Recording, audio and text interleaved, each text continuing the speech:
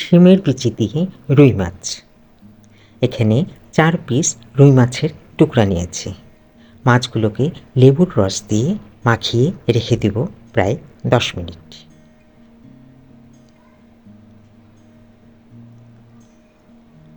চুলায় হাঁড়ি গরম করে দিয়ে দেব 4 টেবিল চামচ রান্নার তেল।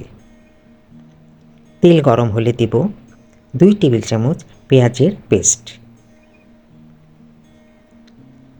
1 চা চামচ করে আদার পেস্ট ও রসুনের পেস্ট। মশলার পেস্টগুলো তেলের সাথে মিশিয়ে নেব। এরপর 1 চা চামচ করে হলুদ গুঁড়া, মরিচ গুঁড়া, জিরা গুঁড়া ও ধনে গুঁড়া দেব। স্বাদমতো লবণ দেব। এখন মশলাগুলোকে ভালোভাবে কষিয়ে নিব।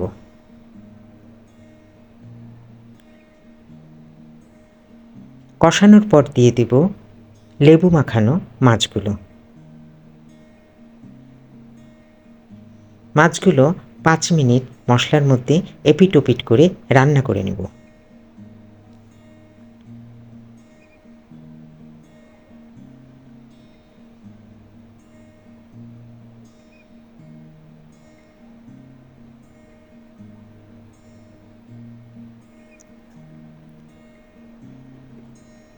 পাঁচ মিনিট পর মশলা থেকে মাছগুলো তুলে নেব। এখন মশলার মধ্যে দিয়ে দেব একটি টমেটো কুচি, আর দেব সিদ্ধ করে রাখা 1 কাপ শিমের বিচি, কয়েকটি কাঁচামরিচ চেরা দিয়ে মশলাগুলো খুব ভালোভাবে কষিয়ে নেব। অল্প একটু পানি দিব। পানির মধ্যে মশলাগুলো ভালোভাবে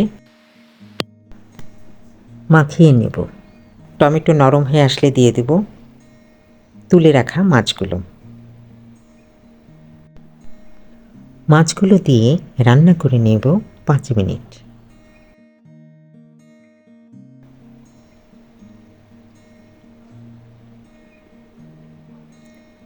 শেষে দিয়ে দেব ধনেপাতা কুচি। ধনেপাতা কুচি দিয়ে পরিবেশনের জন্য নামিয়ে দেব।